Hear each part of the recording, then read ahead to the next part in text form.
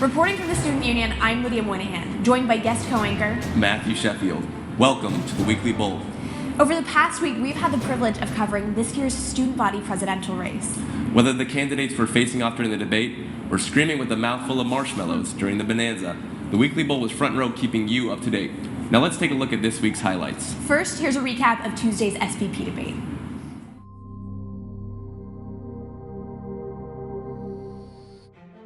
Every single one of us called to bear witness to what this community means to us.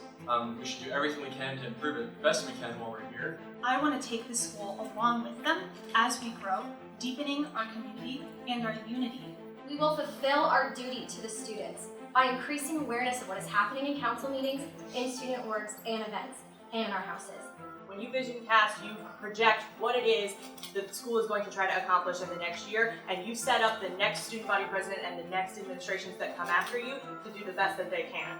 What they have to do is be the voice of the student body. They need to be accessible to the students' needs. If there's a problem that the students have, it's the student body president who is their advocate. I ask you now, please consider taking my vision for next year and making it your own. I know this community, I care for this community, and I humbly ask for your vote and your support. I believe that I am the right person to keep the momentum going here at this school. What makes it the best prize for me is the chance to see leaders and a community that changed the course of my life prosper. I can make that vision into reality.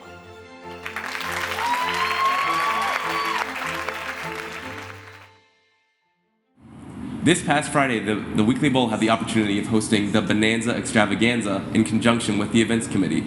It was an event held to show a different side of the competition, and the outcome was quite hysterical.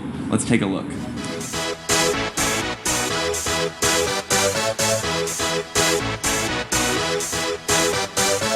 Y'all ready for this? I can't because I'm not legally allowed to drive because I almost ran over Bill Murray. Ask me about it afterwards. Well, definitely saran wrap in the toilet on my dad's birthday. That was kind of good. Is it more of a hunter or a gatherer? Oh, for sure, hunter. You should see me at Trader Joe's.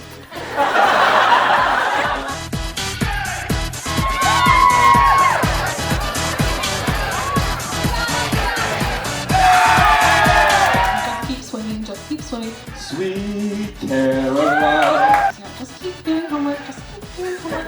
Ba, ba, ba. Everybody plays it.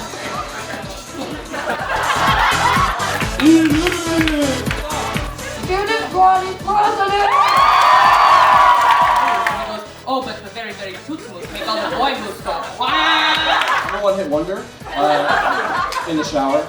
100% would swipe right for Tyler. You can't spell along with love. I mean, English is a study and chill kind of thing, so read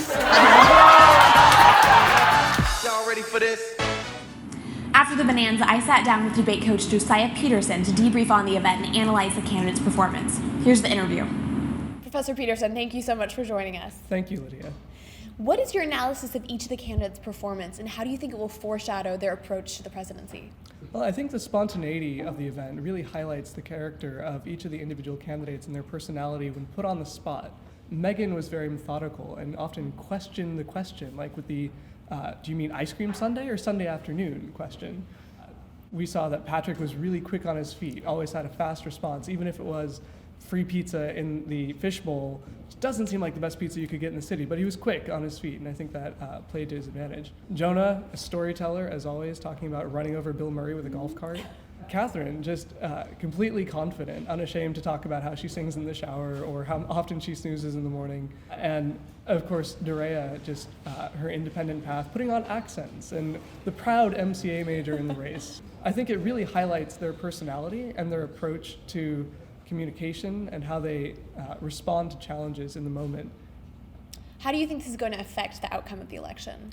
Well, hopefully it's done a lot to humanize the various candidates and to remind us that these are real people with personality quirks of their own, and will hopefully result in people treating them better in our discourse, remembering that politics doesn't have to be dour or depressing. We can have fun with our politics. I think that could be the greatest outcome of this event.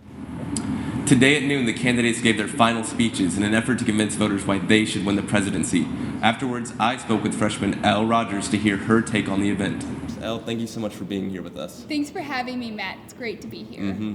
Now that campaign week is finally over, how would you evaluate the candidates' final speeches? Well, first of all, congratulations to all 5 candidates. One of the things that I appreciated most in terms of evaluating individual speeches was Jonah Ortiz's authenticity and his willingness to recognize that this is an election for student body president at a college of 500 students. And we take it a little bit too seriously at times, so let's give it the dignity that it's worth, but let's also remember why we're really here. That was a genuineness that I really appreciated and that I think rang very true to a lot of students watching. Absolutely. Experience has been an important theme this year in the election with wide variety of backgrounds. How do you think the candidates conveyed their experience in their final speech? One of the really interesting things about this campaign season actually is how each of the 5 candidates represents a different segment of the King's community. Patrick Thomas currently serves on the King's Council, and then Catherine Thompson is currently Scholar of the House of Margaret Thatcher. And so I think both of their experience in that sector would influence their relationships and help the House presidents foster community. Of course, another role of the student body president, though, is also to be manager of the cabinet. And I think that's where Jonah and DeRay's strengths really come into play, where they have some really quality experience as well, because Jonah is the president of the King's Debate Society, which manages a budget larger than all other houses combined, and DeRay is the artistic director of the King's Players and has helped assistant direct a lot of the productions that King's has done. And then, of course, the third and final role of the student body president is to be a visionary, and of course Megan Verstein really brings that element of really desiring to have us all unify around a cohesive theme and a cohesive vision. Elle, thank you so much for being here with us. Thank you, Matt. I appreciate it. Finally, one of the biggest surprises this election season is the underground rogue campaign for economics professor Paul Mueller, with tweets like, 4 out of 5 of the candidates are in my classes, so you could say I'm schooling the competition. He's got 96 followers. Not sure that a professor is allowed to serve as SBP since he technically isn't a student, but this is a reminder that anything is possible in the SBP race. The polls are now open until tomorrow, February 23rd. On February 24th, the new president will be announced in the student union, unless there is a runoff, in which case he will vote again, and the president will be announced on the 26th.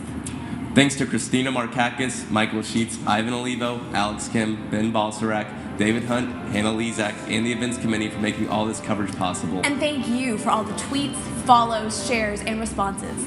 Keep up with the Weekly Bowl to get the scoop at school. And remember, the polls are now open, so don't forget to make your voice heard. Vote 2016.